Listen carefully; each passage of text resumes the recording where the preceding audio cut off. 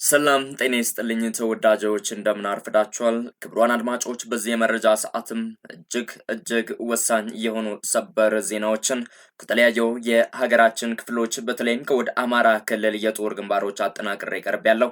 እስከ መረጃዎቹ ፍጻሜ አብራችሁኝ ስትቆዩ ቪዲዮውን ላይክ በማድረግ እየጀመራችሁ አብራችሁኝ እንድትሆኑም ስል በፍቅር እያሳሰብኳቸው ቀጥታ ወደ ዝርዝር መረጃዎቹ የምሻገር ነው የሚሆነው። ትንቅንቁ አሁንም እንደቀጠለ ነው። ከሰዴ ወረዳ በሌሊት በተለያዩ አቅጣጫ በመውጣት ወደ አንድነት ማርያም ቀበሌ ወጥቶ የነበረው የጠላት ኃይልን የ201ኛ ኮር 54ኛም ክፍለ ጦር እንደ አውሬ አሯሩጦም በመመለስ ተሜ ወንዝ የምትባል ቦታም ላይ ከፍተኛ የሆነ ትንቅንቅ በማድረግም ጠላትን አንገት አስደፍቶ አሳፍሮ መልሶታል። በተደረገው ልዩ የደፈጣ ጥቃትም የጠላት ኃይል የተለመደውን የሐሰት ዶክመንት ለመስራትና የአርሶ አደሩን ንብረት ለመዝረፍ የውሸት ፕሮፓጋንዳ ለማስተላለፍ ቢሞክርም በጀግኖች ፋኖች ጠንካራ ክንድ ባደረጉት የደፈጣ ውጊያ መመለስ ተችሏል። የፋኖ ኃይልን መቋቋም ያቃተው የጠላት ኃይልም ተመልሶ ወደ ሰዴ ወረዳ ከተማ ጭኖ ይዞት የመጣውን ድሽቃ ይዞም እየሮጠ ተመልሶ እንደገባም ነው የቴዎድሮስ 201ኛ ኮር ህዝብ ግንኙነት ለሚዲያችን መረጃውን ያጋራን። ተያያዥ መረጃዎችን አሁንም ከስፍራው እየተከታተልን ነው። በቀጣዩ የመረጃ ክፍላችን ተጨማሪ መረጃዎችን አጠናቅረን የምንመለስበት ጉዳይ ነው የሚሆነው። ወደ ቀጣይ መረጃዬም ስሻገር በኦፕሬሽን ለሚ ምክንያት የወግድ ወረዳ ከፍተኛ አመራሮች በአየር ወለድ ኮማንዶዝ 105ኛ ክፍለ ጦር ሰራዊት ታፍነው መወሰዳቸውን የመረጃ ምንጮቻችን ገለጹ። የአማራ ፋኖ ብሔራዊ ኃይል አፋብኃ ምስራቅ አማራ ቀጠና ምኒልክ እዝ ንጉስ ሚካኤል አሌኮር መብረቅ ክፍለ ጦር በወግድ ግንባር ታህሳስ 19 ቀን 2018 ዓ.ም በጠላት ኃይል ላይ በፈጸመው ድንገተኛም ጥቃት 12 ፓራ ኮማንዶዎችና 2 የፖሊስ አባላት ሲደመሰሱ ከ6 በላይ የሚሆኑ ፓራ ኮማንዶዎች ቆስለው ሌሎች በሽሽት ገደል መግባታቸው ታውቋል። ከመብረቅ ክፍለ ጦር ሰራዊት መካከል አንደኛ አዳነ ሀብት ነው ሻለቃና ከሁለተኛ ደምሰው ጎጡ ሻለቃ የተወጣጡ አሃዶች የጠላት ኃይልን ክፉኛ ያስደነገጠም የጦር ሜዳ ጀብዶ ስለፈጸሙ ጠላት እርስ በእርስ እየተወነጃጀለ ይገኛል።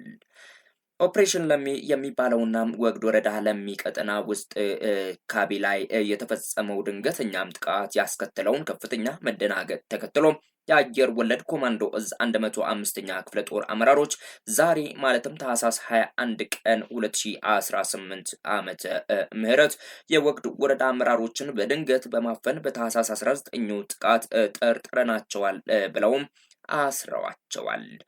በዚህም መሰረት የወግድ ወረዳ ገቢዎች ጽህፈት ቤት ኃላፊ አቶ መኮንን አማረ፣ የወግድ ወረዳ ሚኒሻ ጽህፈት ቤት ኃላፊ አቶ ሙሉ ጌታ አራጋውና የወግድ ወረዳ ጤና ጥበቃ ጽህፈት ቤት ኃላፊ አቶ አረቡ እንድሬስ በ105ኛ ክፍለ ጦር ሰራዊት ታፍነው መወሰዳቸውን የውስጥ ምንጮቻችን አረጋግጠውልናል።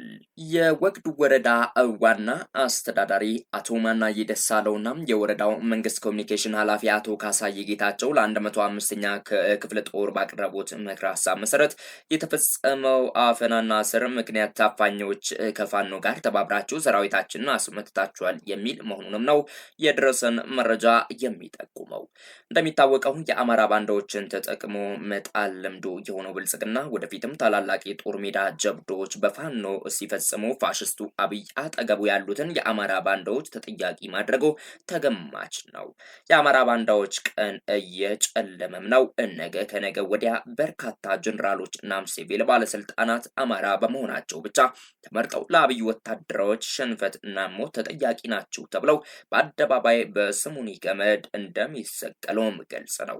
ለዚህ ማሳያው በዛሬው ዕለት ወግድ ወረዳ ውስጥ እየተፈጸመው የአፈና ድርጊት ነው ሲልም የመብረቅ ክፍለ ጦር ፖለቲካ ዘርፍ ኃላፊ ፋኖ ጌታቸው እሸቱ መግለጹን የክፍለ ጦሩ ህዝብ ግንኙነት ዘርፍ ኃላፊ ፋኖ ሙሉጌታ ሰማኝ ለሚዲያችን በላከው ሪፖርት አስታውቋል። ተያያዥ መረጃዎች ሲደርሱን ከስፍራው ተጨማሪ መረጃዎችን አጠናቅረን በስፋትና በዝርዝር የምንመለስበት ጉዳይ ሆኖ ይቆየን። ክቡራን አድማጮች ለዚህ የመረጃ ሰዓት ያስኩላችሁም አሁናዊ ወቅታዊና ሀገራዊ አጫጭር የግንባር መረጃዎች ይህን ይመስላሉ።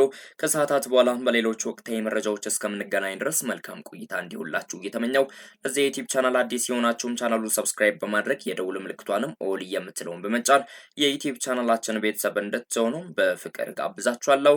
መልካም ቀን ይሁንላችሁ።